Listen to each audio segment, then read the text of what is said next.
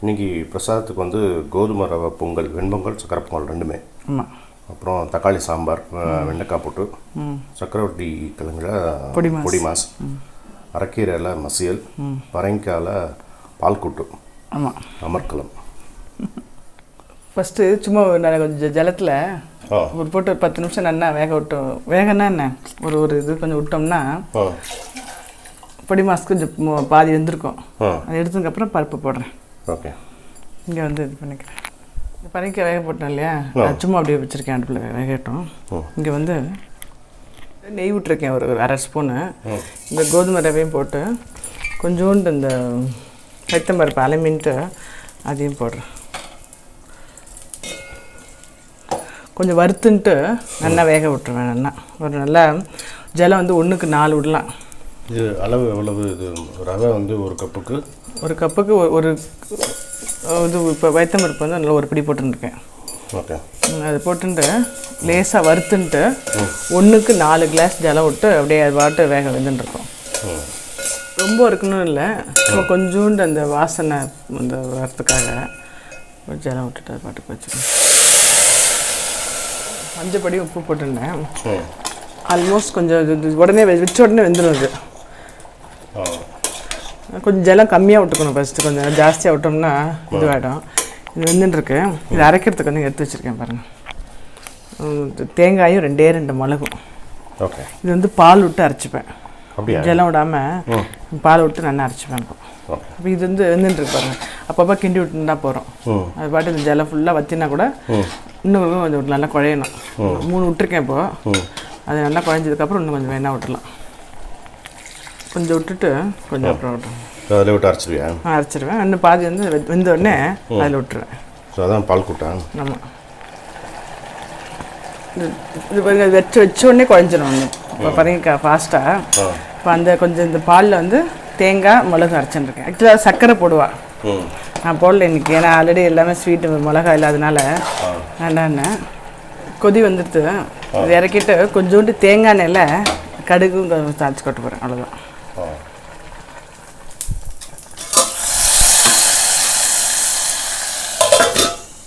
பிரசாதத்துக்கு 2 பொங்கலாக பண்ணிவிடுவேன். அதை வெண்பொங்கல், சக்கரை பொங்கல் மாதிரி. ஸோ வெண்பொங்கலுக்கு இது மாதிரி கொஞ்சம் மிளகு, ஜீரகம், இஞ்சி இது நல்லா அரைச்சிக்கிறேன்.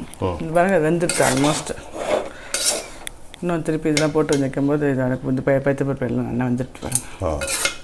இந்த மிளகு, ஜீரகம், இஞ்சி அரைச்சினேன் இல்லையா, அது தாளித்து அதில் கொட்டிட்டு இதுலேருந்து பாதி எடுத்துடுவேன். பாதி எடுத்துகிட்டு பாதி வந்து ஸ்வீட்டு. இஞ்சி, மிளகு, ஜீரகம் அரைச்சிருந்தேன் இல்லையா, அதை வந்து நெய்யில் தாளிச்சிட்டு இது வெந்துடுது இல்லையா, இதுலேருந்து பாதி எடுத்து போட்டுட்டு உப்பையும் போட்டு இந்த சைடு வெண்பொங்கல், அந்த சைடு வந்து சக்கரை பொங்கல். அப்புறம் இன்றைக்கி திருப்பதியில் இந்த சேவையை பற்றி சொல்கிறீங்களா கொஞ்சம்? என்னென்ன சேவை நடக்கிறது இல்லையா, பிரம்மோஸை பற்றி அதில் சொல்லியிருந்தோம். நம்ம மிச்ச சேவையெல்லாம் சொல்லுவோம். நிறைய பேருக்கு அந்த சேனல் பேர் தெரியல, கியூரியாசிட்டி கேரிட் ஃபார்வர்ட். அதில் வந்து இது சொல்லியிருந்தோம்னா பிரம்மோற்சவம். பிரம்மோற்சவம் அது இப்போ திருப்பதி தலப்புராணமும் சொல்லியிருக்கீங்க. ஓகே, இதில் சேவையை பற்றி சொல்லுவேன். சொல்லுங்கள். நான் வந்து கோவிலில் வந்து திருப்பதி திருமலையில் மூலவருக்கு வந்து சுப்ரபாதம், தோமாலா, சகஸ்ரநாம அர்ச்சனை இதெல்லாம் நடக்கும். இதே மாதிரி உற்சவருக்கு வந்து நடக்கிற தினப்படி உற்சவங்கள் வந்து சேவா அப்படின்னு சொல்லுவாங்க, சேவைன்னு சொல்லுவாங்க. முதல்ல வந்து இந்த சிஆர்ஓ ஆஃபீஸ் இருந்தது, அங்கே போய் நேரம் நம்மெல்லாம் கட்டுவோமே, கட்டிட்டு அதுக்கு டோக்கன் தருவா, ஃபோட்டோலாம் எடுத்துப்பா. இப்போ வந்து அந்த ப்ரொசீஜர் கிடையாது. இப்போ வந்து பேங்க் மூலமாக கட்டிடலாம், ஆன்லைன்லேயே கட்டிக்கலாம். என்ன சேவை நம்ம வேணுமோ அதை கட்டிட்டு அந்த சேவையை வந்து நம்ம வந்து பார்த்துக்கலாம். நம்ம அங்கே இருக்கும்போது தரிசனம் பண்ணிக்கலாம். அப்படி இல்லை, ஆமாம், நிறைய சேவை இருக்குல்ல, நிறைய இருக்குது. அதில் வந்து முக்கியமானது வந்து கல்யாண உற்சவம். இந்த கல்யாண உற்சவம் வந்து இது வந்து ஜென்ரலாக வந்து இப்போ ஒரு கல்யாணத்தில் நம்ம வந்து பங்கு பெறோம்னு வச்சுக்கேன். அந்த கல்யாணத்தில் வந்து நம்ம வந்து ஜாயின் பண்ணி அதை வந்து பார்ட்டிசிபேட் பண்ணுறதே ஒரு சந்தோஷம், மனசுக்கு நிம்மதி. ஆமாம். அதே ஒரு கல்யாணத்தை, ஒரு ரிலேட்டிவ் கல்யாணத்தை நம்ம நடத்தி வைக்கிறோம்னு வச்சுக்கோ, எவ்வளோ ஒரு பெருமையாக இருக்கும், சந்தோஷமாகவும் இருக்கும், பெருமையாகவும் இருக்கும். அதே இது பெருமாளுக்கும் தாயாருக்கும் நம்ம நடத்தி வச்சோம்னு வச்சுக்கோ, எப்படி இருக்கும்? அது அது ஆனந்தம். அந்த ஆனந்தத்துக்காக தான் இந்த கல்யாண உற்சவம் பண்ணுறது. இந்த கல்யாண உற்சவத்துக்கு பெருமாள் மலையப்ப பெருமாள் இருக்கா இல்லையா, இந்த உற்சவ பெருமாளுக்கும் ஸ்ரீதேவி பூதேவிக்கு அங்கே மேடையில் அவளை உட்கார வச்சு ஒரு கல்யாணத்துக்கு என்னென்ன சடங்குகள் இருக்கோ, என்னென்ன ப்ரொசீஜர் இருக்கோ எல்லாத்தையும் நடத்தி வைப்பா. அதை வந்து நம்ம வந்து உட்காந்து பார்க்கலாம். ஆமாம், பார்த்துருக்கோம். ஆமாம், அது வந்து அது கல்யாணம் முடிஞ்சதுக்கப்புறம் நம்ம வந்து அங்கே இருக்கவாளுக்கு வந்து ஸ்பெஷல் தரிசனம் அப்படியே கூட்டின்னு போவாள். அது வந்து எப்படின்னா அந்த என்ட்ரன்ஸுக்கு பின்னால் ஒரு பெரிய ஹால் மாதிரி இருக்கும். ஆமாம், அங்கே வந்து உட்கார வைப்பா. கிட்டத்தட்ட ஒரு 2000-3000 பேர் இருப்பான்னு நினைக்கிறேன். இல்லை, நம்ம போன தடவை போகும்போது 3000 பேர் இருப்பாங்க. அப்போ வந்து இந்த ப்ளவுஸ் ஃபீட்டு ஒரு இது. ஆமாம், அது கல்யாண உற்சவம் முடிஞ்சதுக்கப்புறம் ஒரு வஸ்திரம் கொடுப்பா, பட்டுல ஒரு வஸ்திரம் கொடுப்பா. அதுக்கப்புறம் பெரிய லட்டு, அது வந்து கல்யாண உற்சவ லட்டுன்னு இருக்கும். அப்புறம் பெரிய வடை ஒன்று கொடுப்பாங்க. அதை கொடுத்துட்டு ஸ்பெஷல் தர்ஷனுக்கு அப்படியே அழைச்சின்னு போடுவா. அந்த இது முடிஞ்சதுக்கப்புறம் இது வந்து கல்யாண உற்சவம். இது நாட்டு சக்கரை இருந்தது இன்னைக்கு, அதனால் நாட்டு சக்கரை போட்டேன் அப்படியே. ஓகே, இது வெல்லமும் போட்டுக்கலாம்ல? வெல்லம் போட்டுக்கலாம். என்ன அளவுனா இப்போ எவ்வளோ எடுத்துகிட்டு இருக்கோமோ அதே அளவுக்கு வெல்லமாக நாட்டு சக்கரையோ, ஒரு ஸ்பூன் நெய். ஓகே, இது வந்து மிளகு இஞ்சி இது போட்டிருக்கேன். இதில் வந்து இன்னும் கொஞ்சோண்டு பச்சை கற்பூரமும் ஏலக்காய் போடலாம், முந்திரி பருப்பும் போடுறேன். ஓகே, பச்சை கற்பூரம். இந்த கல்யாண உற்சவம் வந்து டெய்லி நடக்கிறது இல்லை?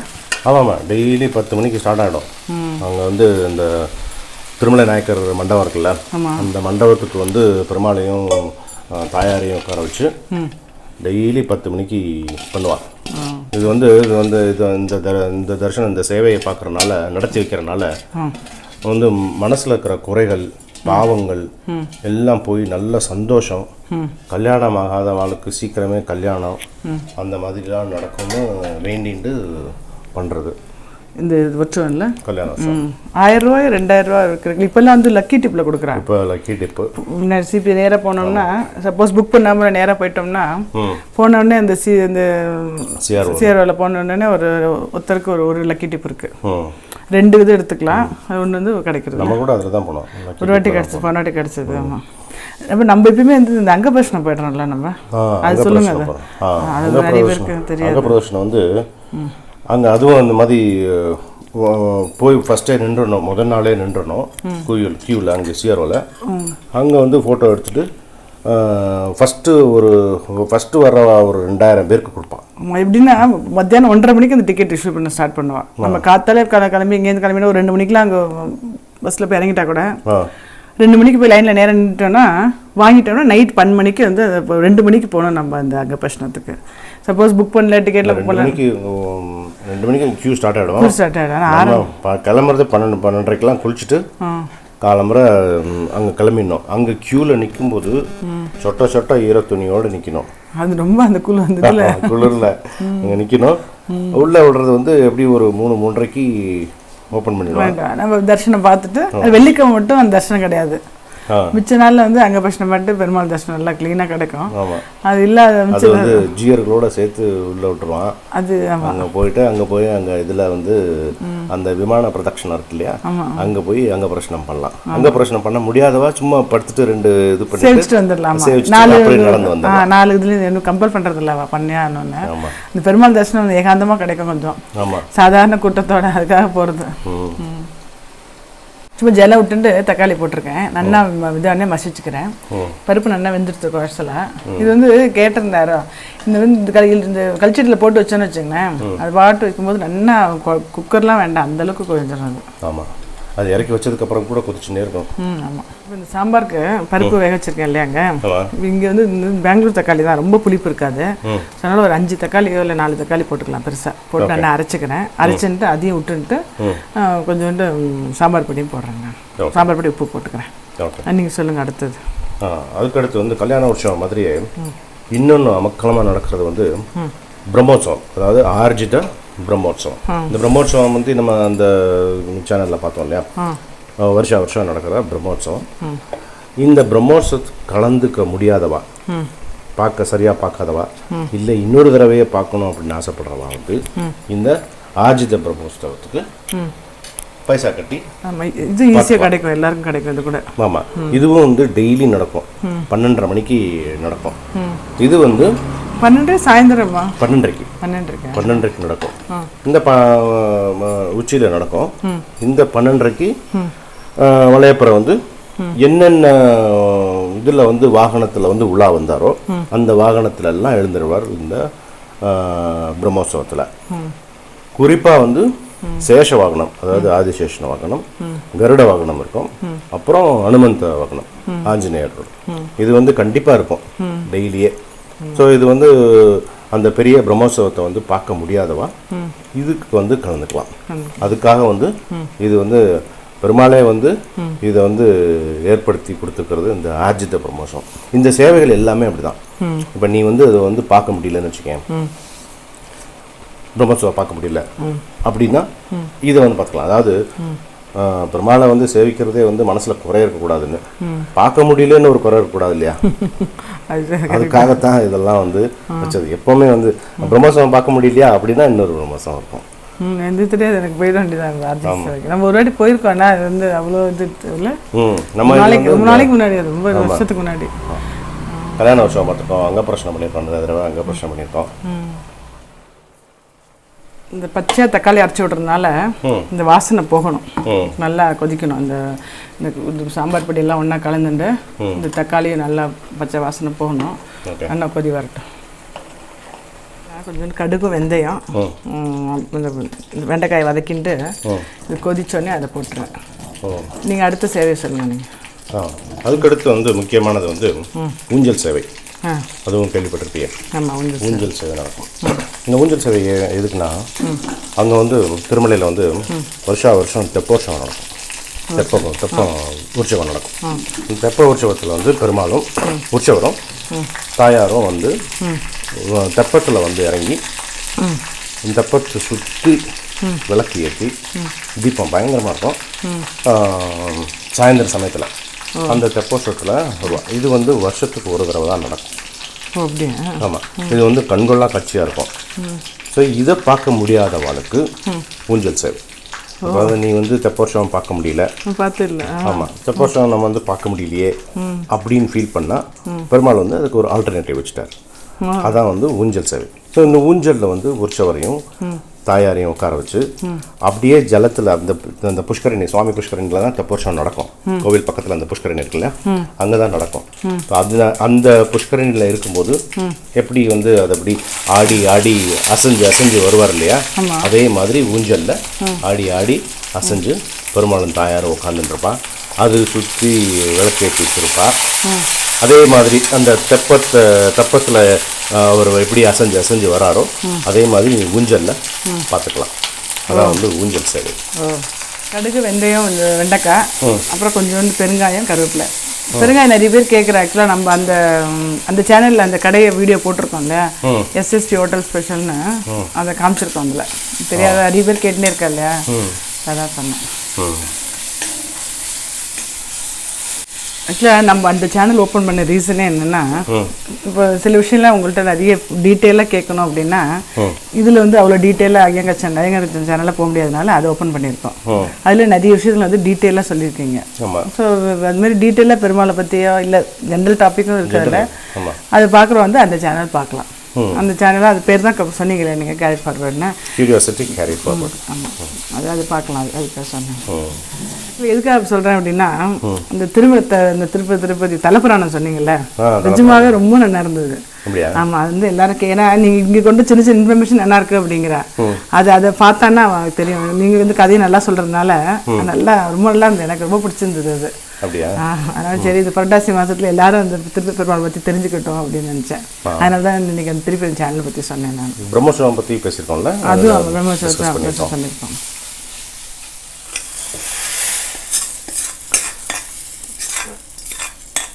இந்த இன்னும் கொச்சின் இருக்கு இல்லையா, அதில் வந்து இன்னும் நல்லா வெந்துடும். ஆமாம், இது சாயந்தரம் நைட் டிஃபனுக்கும் ஆகிடுச்சு, நான் ஜாஸ்தியாக வச்சுட்டேன். இதுதான் ஒரு அட்வான்டேஜ் இந்த கல்ச்சட்டியில். உப்புக்கு அது நல்லா இதாகிறதுக்கப்புறம் தான் போடணும், அப்போ தான் அளவு தெரியும். இப்போ கொஞ்சம் காரத்துக்கு இஞ்சியை கொஞ்சம் சீச்சு போட்டுருந்தேன் இல்லையா சார். இந்த கீரை வந்து ஜென்ரலாக மழை காலத்தில் யூஸ் பண்ண மாட்டேன். நல்லா அலம்பியிருக்கேன், அதை 4-5 வாட்டி அலம்பியிருக்கேன். அதான் மெயின், அது அலம்பணும். நல்லா அலம்பிடணும்.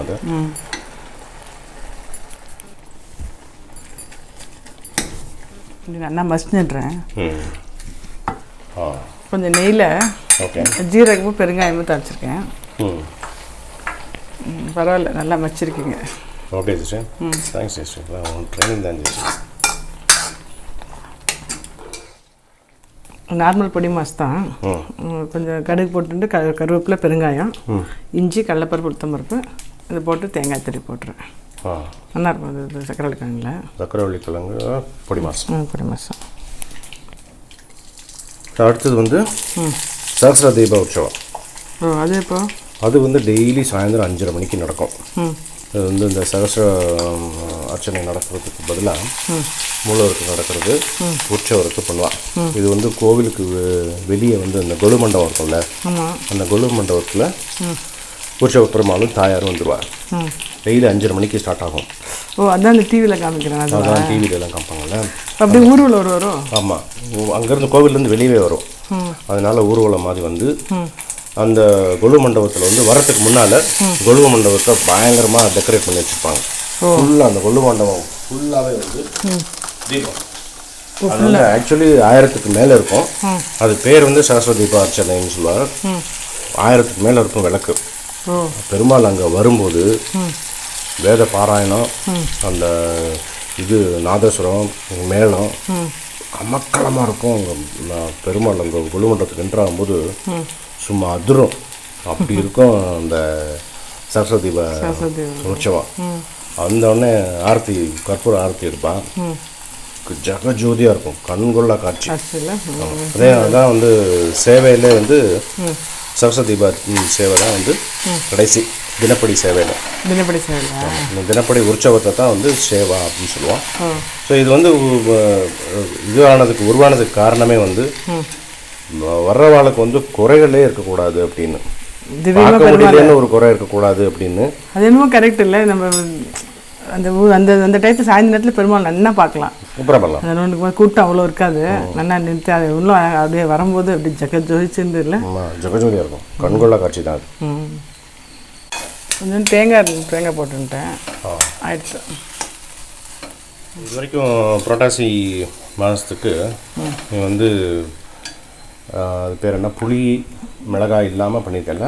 ஆமாம், மிளகு ஜாஸ்தி யூஸ் பண்ணி, மிளகு இஞ்சி ஜாஸ்தி யூஸ் பண்ணி, புளியை போடாமல் பண்ணியிருக்கோம். விதவுட் டேமரின், விதவுட் சில்லி பண்ணிட்டேன். ஸோ இன்னும் ஒரு அந்த நம்ம வந்து இந்த ஸ்டார்டிங், இந்த லாக்டவுன் ப்ராப்ளம் ஸ்டார்டிங்கில் வெஜிடபிள்ஸ்லாம் இல்லாமல் இருந்தது. அப்போ வந்து 2 வீக்ஸ் வந்து இது போட்டிருக்கல, மீல்ஸ் வித்தவுட் வெஜிடபிள்ஸ், காய்கறியே இல்லாத சமையல். நிறைய பேருக்கு தெரியாது அது. 2 வாரம் சமையல், அது ஃபுல் தலிகையே இருக்குது, காய்கறியே இல்லாமல் எப்படி சமைக்கலாம் அப்படின்னு ஜஸ்ட் ஒரு 2 வாரம் 14 வீடியோ இருக்குது அதில் பாருங்க. அதே மாதிரி இதையும் வந்து இன்னொரு 1 வீக் கண்டினியூ பண்ணலாமா? பண்ணலாம். புளி மிளகாய் இல்லாமல் பண்ணலாமா?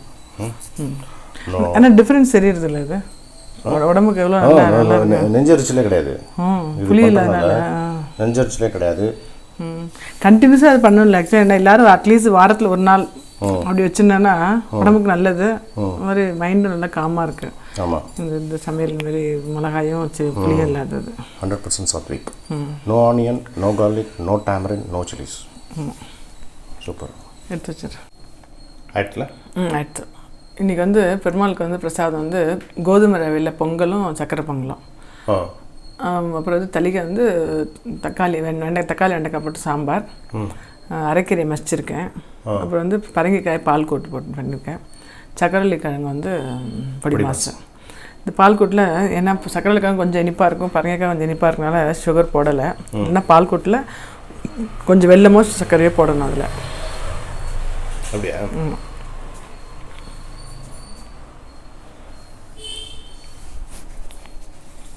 சூப்பராக இருக்கும். ரொம்ப நன்றி ஜெசி. Okay, thanks.